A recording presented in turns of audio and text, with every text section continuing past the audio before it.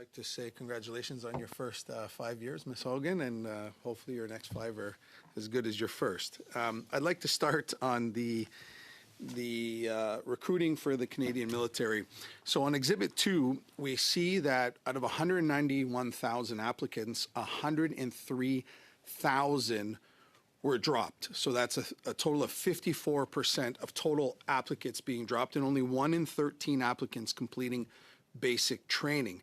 Your report said that CAF doesn't know why these applicants were dropped. Why aren't they obtaining that data? I mean, that's an excellent question. We really wanted to know why they were falling off at certain points in the process, and that was really the goal of our audit, was to try and figure out how to help them improve or identify if there had been bottlenecks. I think one of the reasons might be because of the time delay. So the standard is supposed to be to treat an application within about 100 to 150 days, and we saw that was almost twice as long. So I would imagine that people, like they do with any job, they apply to sort of abandon that pursuit because they find another employment. So I did find that out of the 191,000, almost 15,000 came on board, but that didn't meet the target. We still have a gap of 4,700.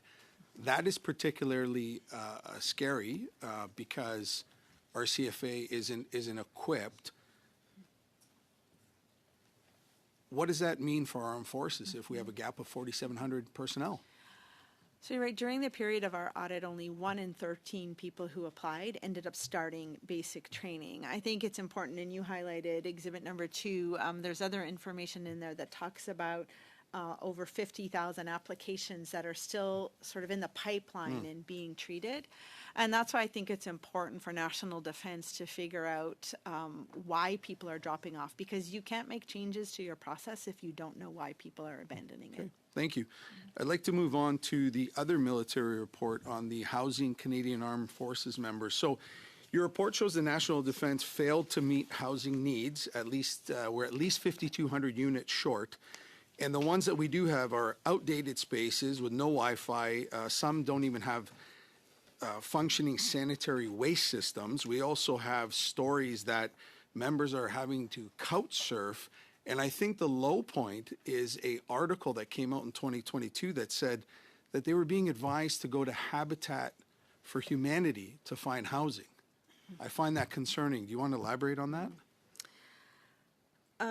You know, the National Defense is not managing their housing in a way that will meet their needs or the needs of their members at all. I think what was concerning for me is that we saw the poor condition of so many housing units that I think you and I would not want to live in, and we shouldn't expect that our Canadian Armed Forces members I think they said they were 60, some of them an average of 60 years old.